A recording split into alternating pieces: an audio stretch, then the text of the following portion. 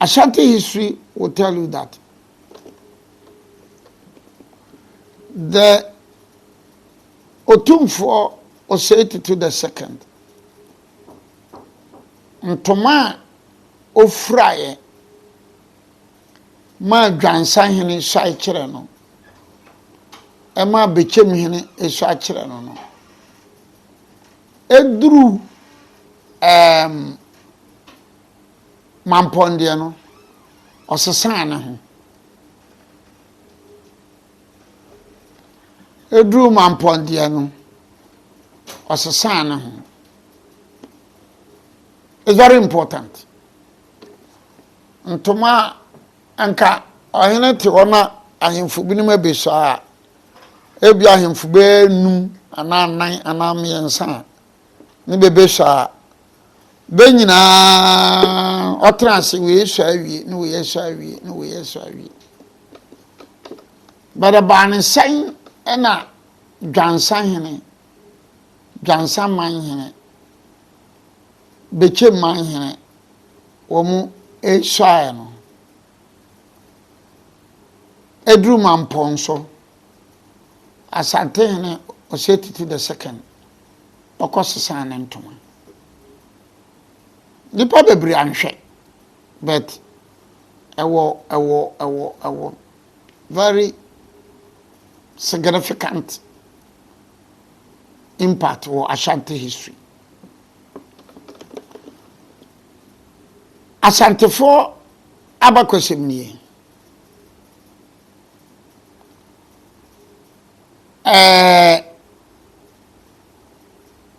yewo nkrobi nkonya bi se be sha nkonya bi se be sha yeah, let me make this point correction. Bechemu dia no na nye nsa bechemu dia na one Mampong be bechem bedase. Thank you very much. Bechem ebedase that very day. Bechem bedase. Enti bechem bedase no na ne Mampong dia ni be sha ya medase. Bechem bedase be wara sha en da na be sim sha. Beda Mampong be sha no dan na bechem bedase. So it was coincidence. Thank you very much. Yeah. In history. So all right. So let's make it Jansa. Jansa. No.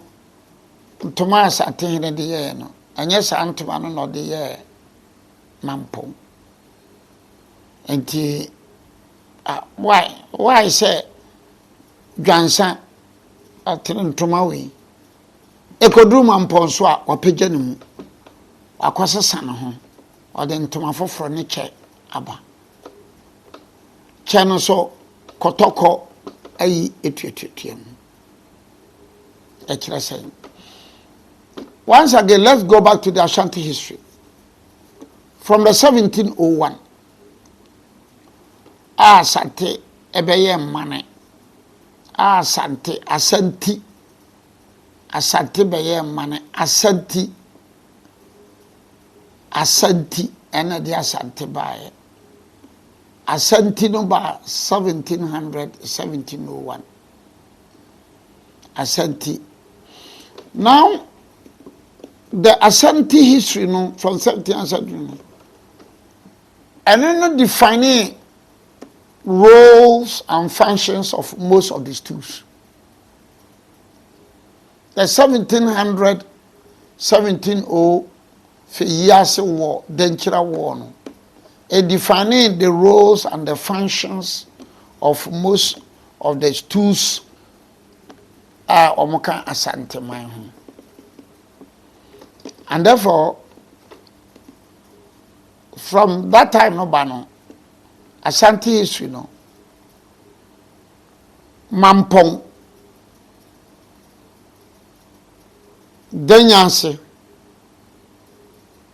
Bantama Tafo Nkoransa Buabasa, wabedi Buabasa kunya. ene maako bi aka ho nyina no Momo was special place in the history of the Ashantis. Nkoransa Mampong Deyanse Bantema Tafo Buabasa.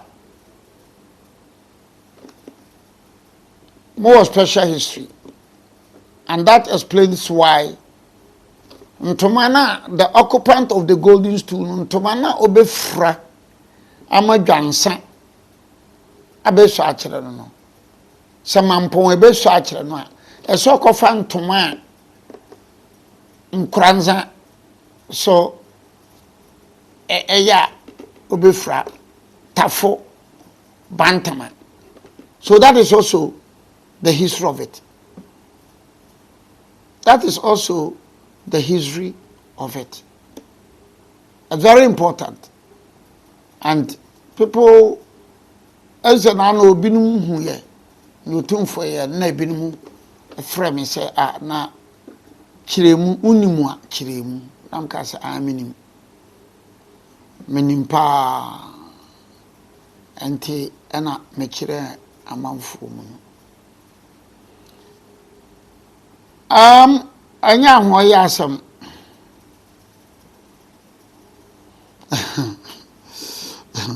obisi obi ntapo no ma gift no nyai insoso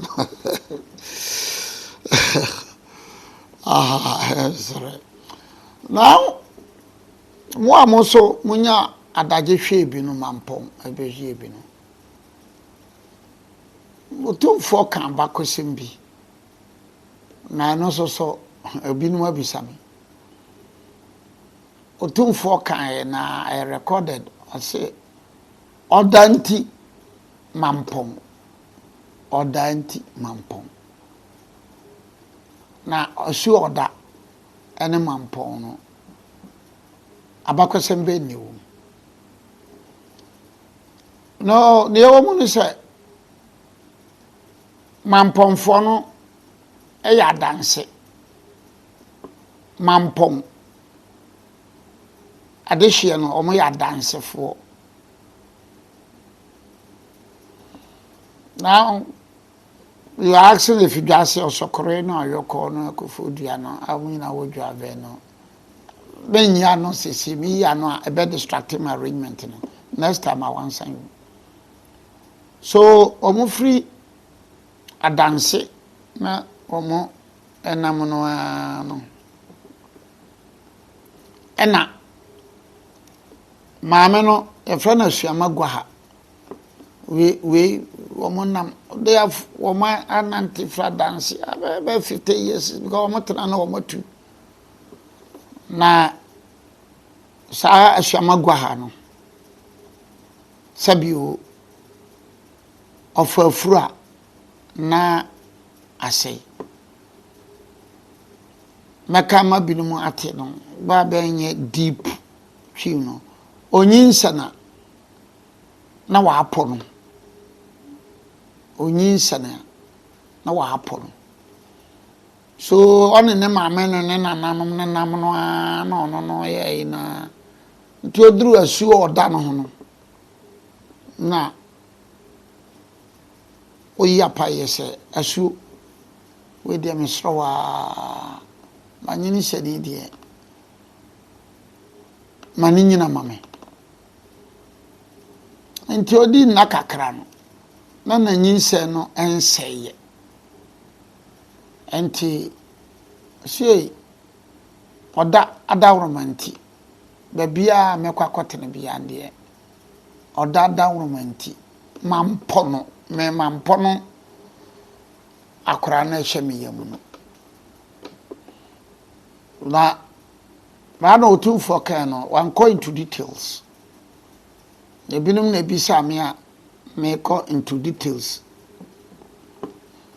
Enti asuo odanti na Mampong na koma baabi a omkotena aye no. Na then fiti ase no omotena baabi o ansa na omkotena the new settlement na omfre no Mampong nti asuo odanti anu nti Mampong nti ubisa Mampong abakosem pa asemo hene dika na obebo badini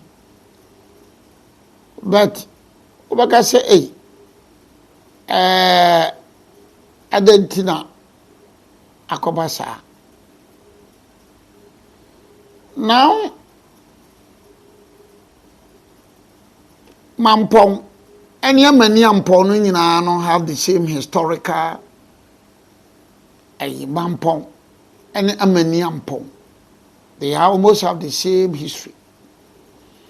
So when you have Mampong and Amani Mampong, that is the historical in Asuodentia. Asuodentia.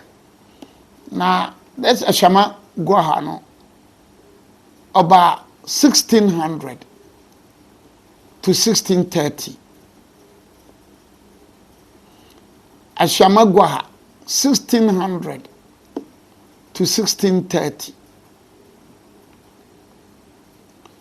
Na ba barima Asiedu Ashama Guaha neba Ashama Guaha neba ona beye the next Mampong 1630 to 1660. 1630 to 1660. And also so na abakosim ma you know, you see, let me be very honest. Monitor wamo edi atem nyina on this platform na nam baku kura ni ho a na se ya Ashanti. Because woman di atem no, I have a way to check the background of them. Nam baku ni ho a o ya Ashanti. It's so strange, it's so fascinating. Anytime you be on this platform, you're very attentive and very apt to listen to this history. A good number of them, a reasonable percentage, with due respect, are Ashantis. So, I am with the message you mama say, but one more edidi attempt also obi say will force you to get emotional. You force check the background. Look, you have a means. In the background on yakoko. The background on yakoko. Check the background, and you have a means to know on Ashanti. But those who will be sending messages to urge you, a good number of them are not from the area attended the phone or free. That's one thing I've observed. That is one thing I have observed. You find some actions very eager. You find some the gas, Mampusis, Kusasis, Dagombas, Wales, Dagatis, Ahantes, eager to listen. But those fan of insulting, sending insulting messages, Mesamo, Modemu, I check it background, no, check it on background. Perhaps the group of people are they history, and therefore they have no history to tell the world, and therefore they are comfortable with insults. Ni history. Ni history. Ni abakosembia. And therefore, so when you are telling the history of a group of people, Oka Mamprusia Oka Wala Oka Dagate Oka Asante Oka Denchira Oka Hanta Oka Dance Ontie. I know. They don't feel shame, they don't feel shy. They don't feel shame, they don't feel shy.